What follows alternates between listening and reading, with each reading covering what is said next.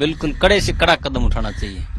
बाकी पब्लिक को तो परेशानी होगी, आमने सामने दोनों हैं। तो भारत पाकिस्तान पहले एक था, उसके तो सबके रिश्ते हैं। पाकिस्तान के इधर है और भारत के उधर है, उनको तो पब्लिक को तो परेशान होना ही होना है। बाकी इधर इससे भी कड़े कदम उठाने चाहिए। तो आइंदा से कोई भी ध्यान रखे इस चीज का। अब इसका आखिरी सोल्यूशन जंग ही है। पाकिस्तान से आखिरी भारत के पास सोल्यूशन दूसरा कुछ नहीं है। आपको लगता है जंग से स्थायी समाधान निकल पाएगा क्या? बिल्कुल निकल जाएगा। सर जंग तो समाधान नहीं है, लेकिन फिर भी सजा उनको मिलनी चाहिए। जंग होगी तो पूरा इलाका प्रभावित होगा।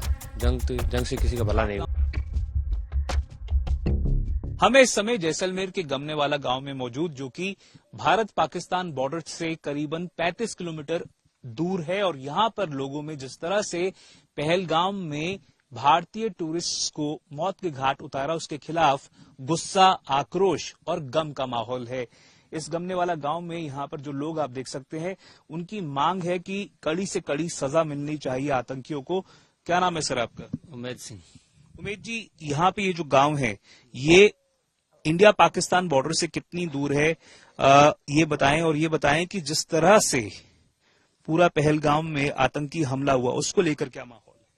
माहौल तो ऐसी बात है कि उनको कड़ी से कड़ी सजा मिलनी चाहिए, पहलगाम वाला। और ये 35 किलोमीटर है बॉर्डर से, 35 किलोमीटर गमने वाला। और कड़ी से कड़ी सजा तो मिलनी चाहिए उनको। अब सजा क्या है, आए दिन भारत तो भुगतता है। कभी जैसे टूरिस्टों को, आज टूरिस्टों को मारा है, आए दिन सेना के जवान शहीद होते हैं। इनको सजा तो कड़ी से कड़ी मिलनी चाहिए।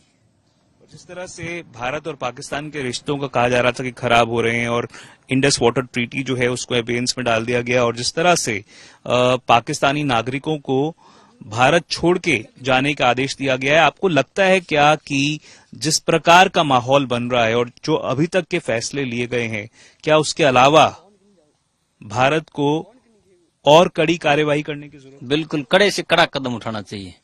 बाकी पब्लिक को तो परेशानी होगी, आमने सामने दोनों हैं। तो भारत पाकिस्तान पहले एक था, उसके तो सबके रिश्ते हैं। पाकिस्तान के इधर है और भारत के उधर है, उनको तो पब्लिक को तो परेशान होना ही होना है। बाकी इधर इससे भी कड़े कदम उठाने चाहिए। तो आइंदा से कोई भी ध्यान रखे इस चीज का। पर आप बॉर्डर से इतना नजदीक रहते हैं, 1971 में लौंगेवाला की जंग जो है वो हुई थी, क्या असर पड़ा था इस गांव के ऊपर उस जंग का? लोग कितने प्रभावित हुए थे? लोग तो प्रभावित होंगे ही। अभी यदि जंग होती तो भी लोग प्रभावित होंगे। पहले जंग हुई थी, उसके अंदर भी लोग प्रभावित हुए थे। अभी बड़ी मुश्किल से यहाँ तक लाइटें पहुंची है, नहीं तो कहाँ थी, कुछ था ही नहीं यहाँ पे। आसपास कोई ढंग के स्कूल, हॉस्पिटल हैं क्या? स्कूल है 5 तक, बाकी रामगढ़ यहाँ से 28 किलोमीटर है। 28 किलोमीटर पहले कोई सुविधा नहीं। जंग आप मानते हैं, फिर भी क्या सोल्यूशन जंग ही है? अब इसका आखिरी सोल्यूशन जंग ही है। पाकिस्तान से आखिरी भारत के पास सोल्यूशन दूसरा कुछ नहीं है। आपको लगता है जंग से स्थायी समाधान निकल पाएगा क्या? बिल्कुल निकल जाएगा। आपका क्या नाम है? हीर सिंह। हीर जी, क्या कितने साल के हो आप? मैं 22-23 का। 22-23 के। तो 1971 की जंग के समय तो आप थे भी नहीं। ये बताएं कि जो युवा है यहाँ पे जैसलमेर के इस इलाके में, जो बॉर्डर के इतना करीब है, उनमें क्या माहौल है? क्या आपको लगता है कि स्थायी समाधान जो है वो जंग है इंडिया पाकिस्तान के बीच? सर जंग तो समाधान नहीं है, लेकिन फिर भी सजा उनको मिलनी चाहिए। जंग होगी तो पूरा इलाका प्रभावित होगा। जंग से किसी का भला नहीं होगा। मानना है कि जिन आतंकियों ने भारत के नागरिकों को मौत के घाट उतारा, उनको सजा मिलनी चाहिए, पर जंग कोई इसका समाधान नहीं है। जंग समाधान नहीं है।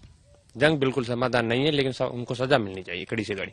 ये जो इलाके हैं बॉर्डर के पास के, जैसे कि मुराद की धानी का गांव है, गमनेवाला गांव है, लौंगेवाला है, यहाँ पर क्या माहौल है? क्या आपको लगता है कि जैसे मैं देख रहा हूँ कि छोटी छोटी जो बच्चियां हैं वो पानी उठाकर ला रही हैं। ये जो इलाका है बेहद पिछड़ा हुआ इलाका है, ना यहाँ पर कोई ढंग के स्कूल हैं, ना कोई ढंग के अस्पताल हैं।